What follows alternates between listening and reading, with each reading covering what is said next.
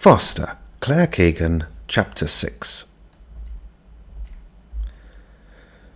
After a week of rain, on a Thursday, the letter comes. It is not so much a surprise as a shock. Already I have seen the signs, the shampoo for head lice in the chemist shop, the fine tooth combs. In the gift gallery there are copybooks stacked high in different coloured biros, rulers, mechanical drawing sets. In the hardware, the lunchboxes and satchels and hurling sticks are left out front where the women can see them. We come home and take soup, dipping our bread, breaking it, slurping a little, now that we know each other. Afterwards, I follow Kinsella out to the hay shed, where he makes me promise not to look while he is welding. I am following him around today, I realise, but I cannot help it. It is past the time for the post to come, but he does not suggest I fetch it until the evening, until the cows are milked and the milking parlour is swept and scrubbed. "I think it's time," he says, washing his boots with the hose.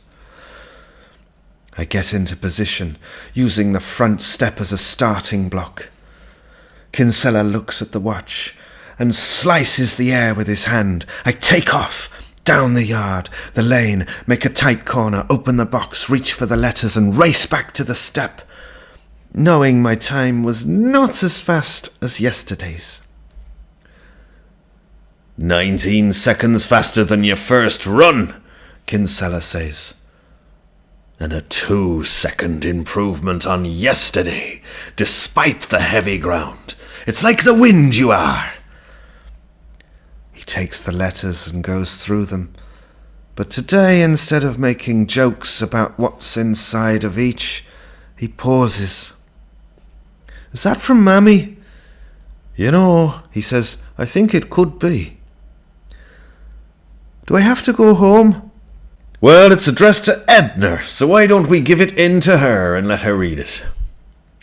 We go into the parlour where she's sitting with her feet up, looking through a book of knitting patterns.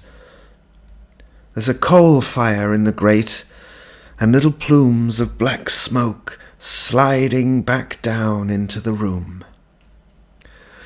"This chimney, we never got it clean, John. I'm sure there must be a crow's nest in it." Kinsella slides the letter onto her lap, over what she is reading. She sits up, opens the letter and reads it. It's one small sheet with writing on both sides. She puts it down, then picks it up and reads it again. "Well," she says, "you have a new brother, 9 pounds, 2 ounces. "Great," I say. "Don't be like that," Kinsella says. "What?" I say. "And school starts on Monday," she says. "Your mother has asked us to leave you up at the weekend so she can get you tugged out and all." "I have to go back then?"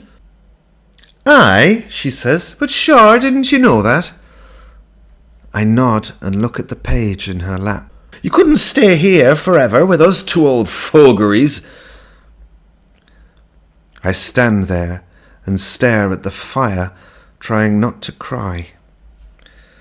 It is a long time since I have done this, and in doing it I remember that it is the worst thing you can possibly do.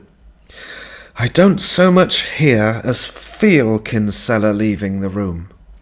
"Don't upset yourself," the woman says. "Come over here." She shows me pages with knitted jumpers and asks me which pattern I like best. But all the patterns seem to blur together and I just point to one, a blue one, which looks like it might be easy. "Well, would you pick the hardest one in the book?" she says. "I'd better get started on that this week, or you'll be too big for it by the time it's knitted." Foster, Claire Keegan, Chapter 6.